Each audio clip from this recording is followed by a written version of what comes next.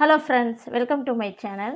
இன்றைக்கி நாம் ரொம்ப ஈஸியாக சிம்பிளாக செய்யக்கூடிய தக்காளி குருமா எப்படி செய்யலான்னு பார்க்கலாம்.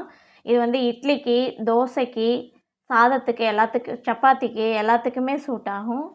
நல்லா இட்லியை செஞ்சுட்டு இந்த குருமாவை நல்லா மேலே தழும்ப ஊற்றி இதை வந்து தொட்டு சாப்பிடக்கூடாதுங்க, நல்லா பெரட்டி சாப்பிடணும். அப்போ தான் டேஸ்ட்டு வேறு லெவலில் இருக்கும்.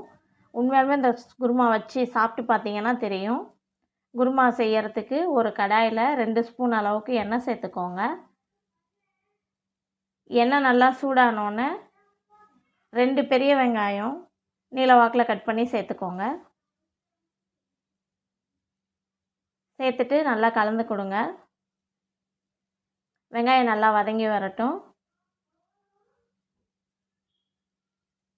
பூண்டு ஒரு 7-8 பல்லு பூண்டு சேர்த்துக்கோங்க.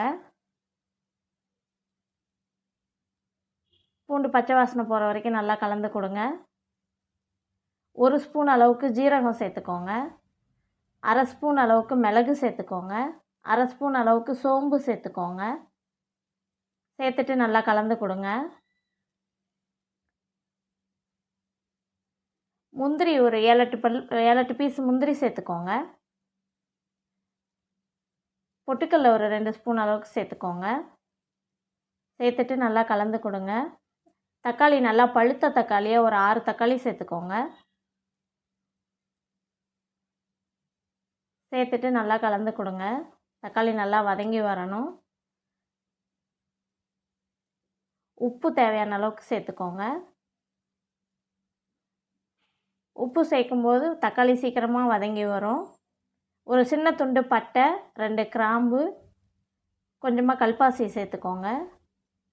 கல்பாசி வீட்டில் இருந்தால் கண்டிப்பாக சேர்த்துக்கோங்க, அப்போ தான் டேஸ்ட்டு நல்லாயிருக்கும்.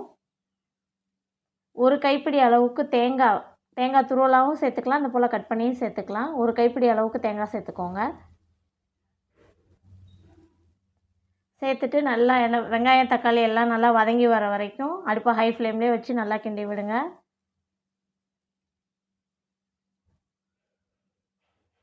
மிளகாத்தூள், தனி மிளகாத்தூள் 1 ஸ்பூன் அளவுக்கு சேர்த்துக்கோங்க. மல்லித்தூள் 2 ஸ்பூன் அளவுக்கு சேர்த்துக்கோங்க. மஞ்சத்தூள் 1/2 ஸ்பூன் அளவுக்கு சேர்த்துக்கோங்க. அடுப்பை ஆஃப் பண்ணிவிட்டு சேர்த்துக்கோங்க.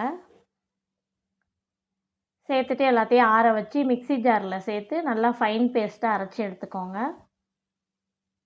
நல்லா இந்த மாதிரி மஞ்சு வரணும்.